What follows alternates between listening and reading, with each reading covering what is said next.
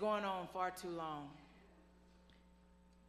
I bring you greetings from Bishop Barber. He is unable to attend us on tonight due to travel, and he is under the weather. And so we want to make sure that he is taken care of as we preparing the rest of this tour. So he sent me.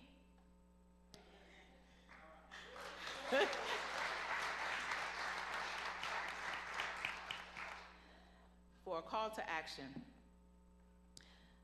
I had tears in my eyes earlier listening to everyone sing This Little Light of Mine, from the children to my brother in Spanish to all of the different faces that were represented here. And one thing that Ms. Yara Allen, director of our Theomusicology and Cultural Arts, said, if you don't see yourself represented, do something about it. So Greensboro, we're not gathered here for symbolism. We are gathered because this city carries a hard lesson. When violent ideology is tolerated, when truth is distorted, and when accountability is delayed, people die. And then the poor and the targeted are told to move on.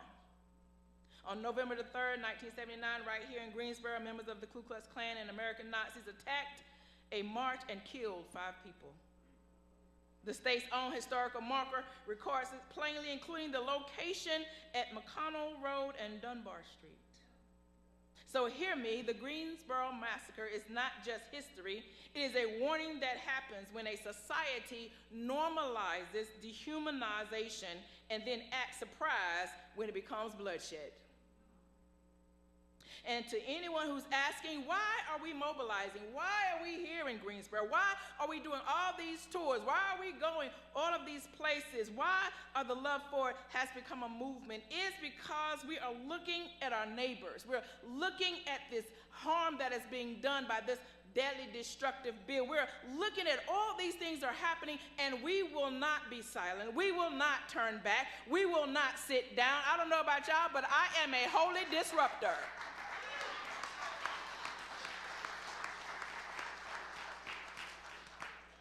So if anyone asks you, look at what your neighbors are carrying today. This is not conjecture, it is measurable pain. Poverty in Greensboro, 17% of residents live in poverty.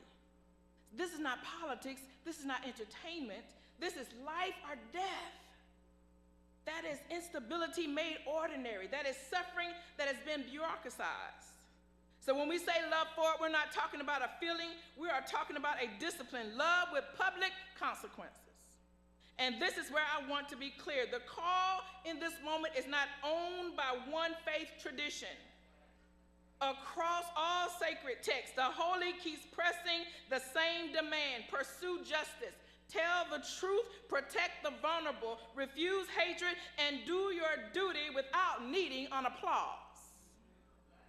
The Torah says, justice, justice shall you pursue. In the Quran, the ethic is unflinching. Stand firm for justice, even when it's against yourself and your own people. The spiritual technology of nonviolence is taught plainly. In the Sikh teaching, the point is not truth talk, but truthful living. We got to begin to understand, so if you're Christian, Jew, Muslim, Sikh, Buddhist, or a person of conscience, this moment is still calling your name. Because a society cannot survive if it treats truth as negotiable and suffering as an acceptable collateral. That is why we are mobilizing. And now, Greensboro, I'm going to make the ask concrete. From February the 11th through the 13th, we will march and mobilize. This is our Selma, moving from Wilson to Raleigh in a disciplined public witness. On February the 14th, we will gather for a mass People's Assembly and moral march and mobilizing in Raleigh. Gather early, marching and rallying with a clear call to action. Here is what Love For It looks like on the ground.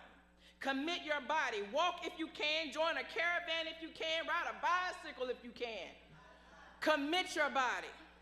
Commit your circle. Bring more than 2 people. Bring your whole family. Not somebody should go, you bring somebody. Commit your capacity, rise, water, first aid, hospitality. We are calling on you to be a moral public witness. Commit your public voice. Call your congregations, your campus, your union siblings, your neighborhoods. As she said earlier, everybody. Commit your staying power. This is not a moment for spectators. It is a season for builders. In Greensboro and surrounding areas, because we carry 1979 in our civic memory, I need to put one question in the center of the room. Will we be a city that remembers tragedy or a city that prevents the next one? Because the moral arc does not bend because we clap for it. It bends when people apply pressure.